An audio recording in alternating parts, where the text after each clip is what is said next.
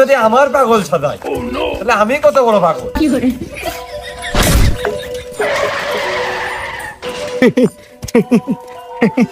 এই কোনি তোরে সল রে কিরা রে এই জাইরোটা তাহলে আমার পিছন ছাইড়লো না।